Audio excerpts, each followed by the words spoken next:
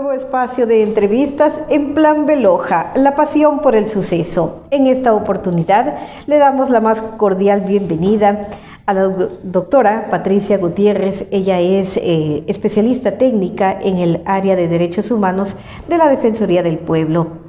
La idea es conversar sobre temas migratorios, que tal vez es una parte fundamental de los derechos humanos.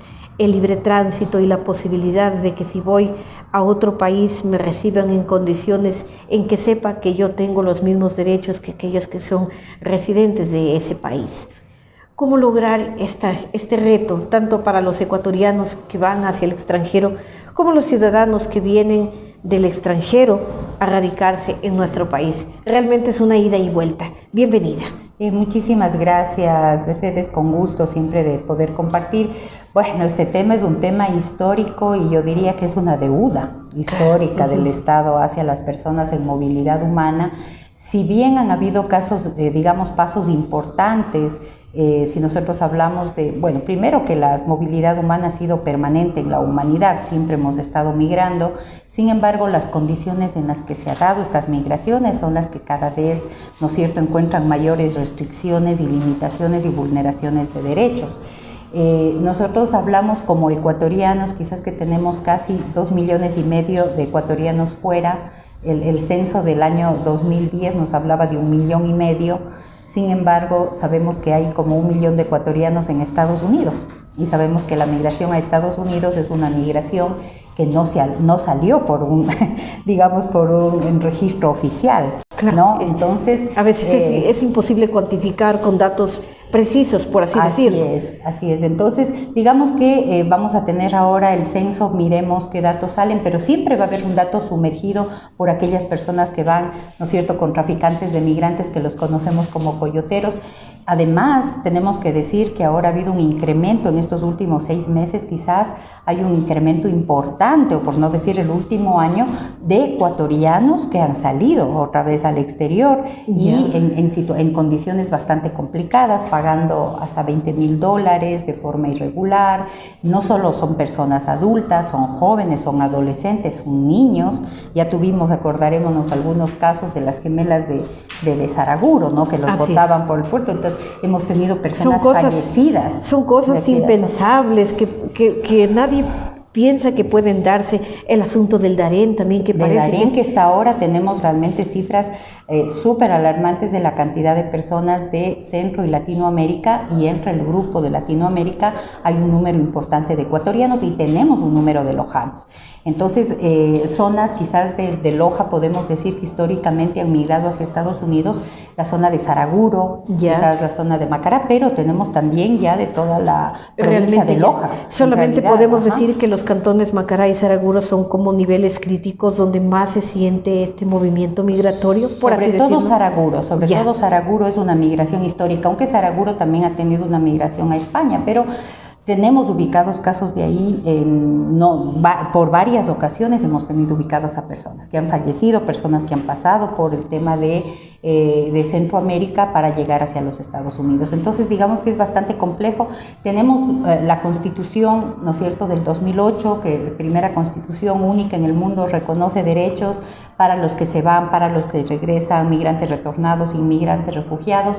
Sin embargo, todavía la deuda es que esa política pública que está en la Constitución se vea reflejada en planes, programas, proyectos y servicios, que justamente el Ministerio de Relaciones Exteriores y Movilidad Humana, quien ser el rector, ¿no es cierto?, en esta temática, debería ser quien impulse a que se implementen estos proyectos. Aquí en Loja tenemos la red de movilidad humana que desde el año 2004 estamos, ¿no es cierto?, organizados, instituciones del Estado, instituciones privadas, instituciones, organizaciones sociales, Cruz Roja, Pastoral Social, Salud, Educación, las universidades, y tenemos también incluso cooperación internacional que en estos últimos años ha venido al sur, porque creo que, Mercedes, es importante decir que la frontera norte ha estado siempre más intervenida, y a veces se piensa que la frontera sur no tiene dificultades y que no tiene realidades, y estas sí están presentes. Entonces, a través de esta red de movilidad, de alguna manera se intenta dar respuesta. Entiendo, está la Defensoría del Pueblo. ¿En qué medida se ha logrado dar respuesta, considerando que que vemos muchos casos caóticos y a veces nosotros como ciudadanos que no estamos involucrados podemos pensar, pero que no hay nadie, que es que no se puede hacer nada, ¿qué es lo que pasa? ¿Qué se puede decir sobre este tema? Por ejemplo, en las instituciones aquí que atienden acá en el Ecuador, digamos, ¿no? Ya. A ver, primero deberían haber instituciones que no las hay, permanentes, que atiendan atención integral, asesoría jurídica, psicológica, social, a los migrantes, a sus familias.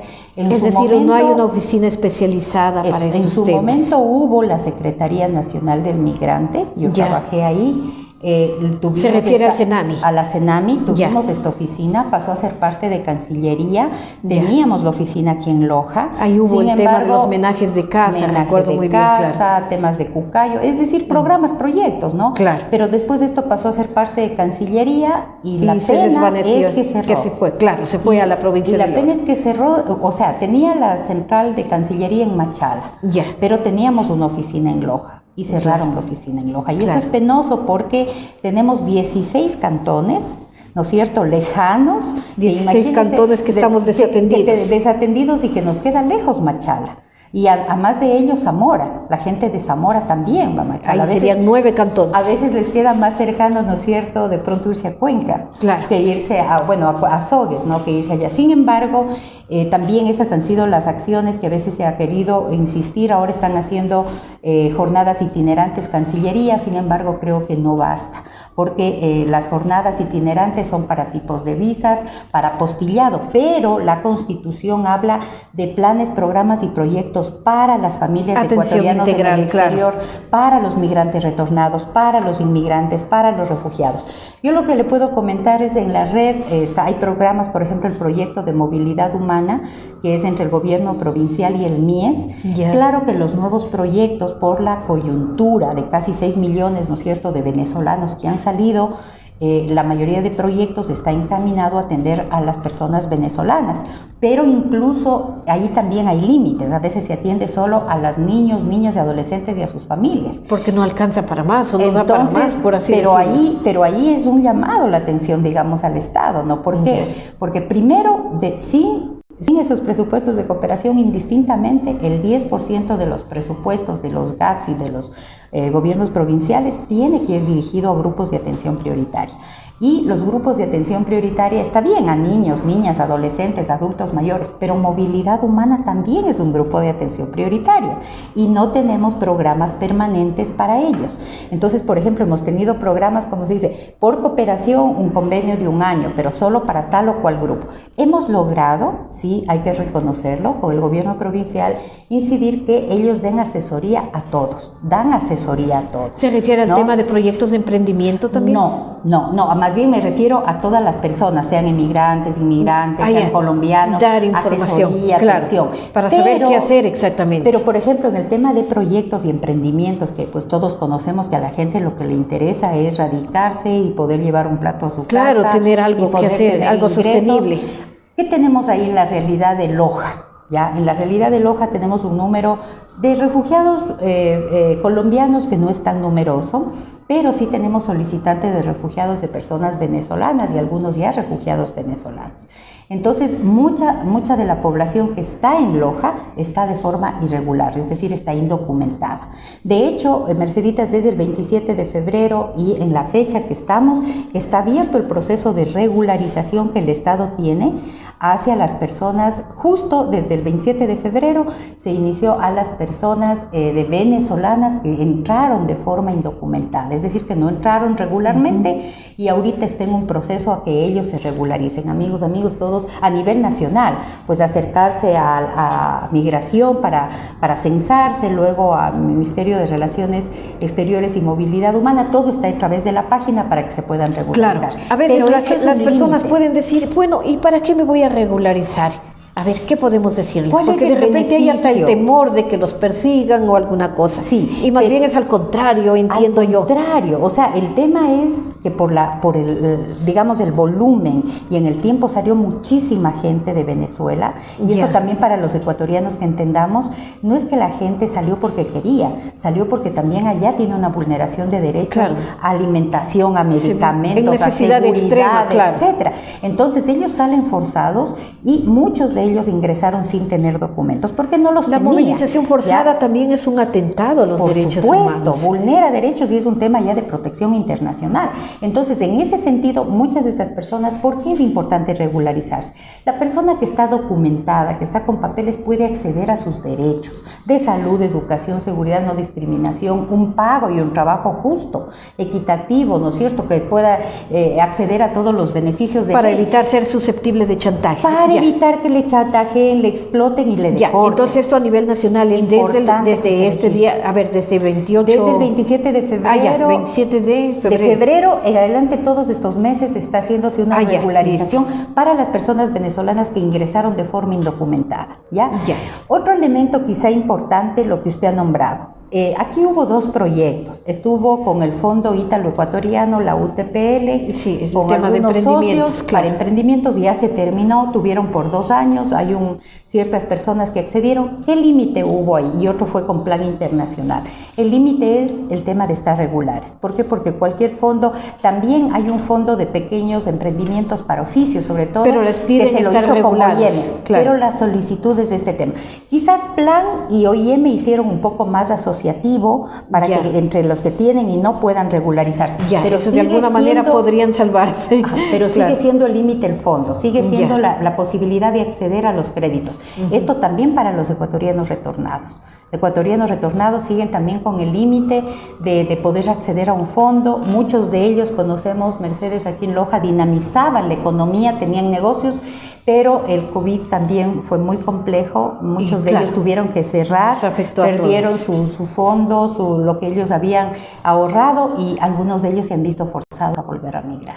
Claro, son situaciones bastante complejas. Ahora, solamente para finalizar, el tema de la Defensoría del Pueblo, de una manera general, ¿cuáles son las quejas, las inquietudes o los reclamos en materia migratoria que pueden ser como más comunes, más frecuentes, recurrentes, por así decirlo, y que de ustedes se ven obligados, o no obligados, sino comprometidos a dar respuesta? Bueno, cuando fue el tema de la pandemia fue muy recurrente el tema del arriendo, ¿no? Es decir, había arrendatarios que realmente querían que salga, etcétera, pero como hubo todo este tema a nivel nacional de esperar, de ser más humanitarios, ¿no?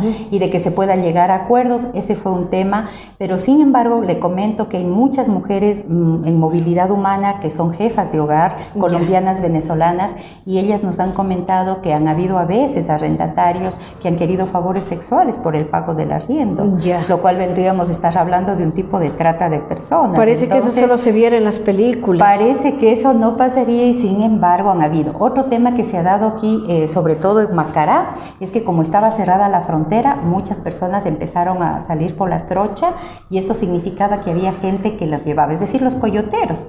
Puede ser que no hayan sido rubros como $20,000, pero los igual llevaban, no deja de ser un les cobro cobraban, les pasaban. Otro tema también que se ha dado todavía a veces aquí en el medio, porque digamos que la economía no se reactiva del todo, todavía a veces en el tema de arriendos, cuando es tema de tratar de hacer una acción oficiosa, llegar a un acuerdo, se lo hace, si no, se lo deriva a la Defensoría Pública, que es ya quien interviene en asesoramientos o acompañamientos en tema de arriendos.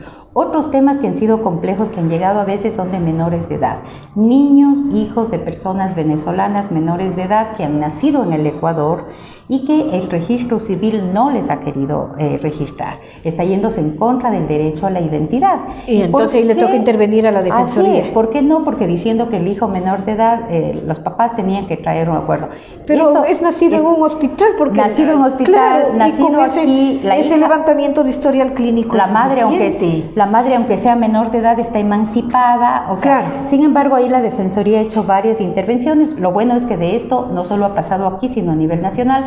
hay una sentencia de la Corte Constitucional, y hay un historial jurídico, se obliga entonces, claro, que efectivamente se tenga que inscribir. Quienes conozcan de casos, por favor, acercarse. Otros casos que no ahora, quizás hace 3 años tuvimos con fuerza, es el tema del ingreso al tema escolar, como 40, luego 70 niños, etcétera, pero eso ha sido un trabajo que se lo ha llevado con los distritos, con la zonal y ha avanzado bastante.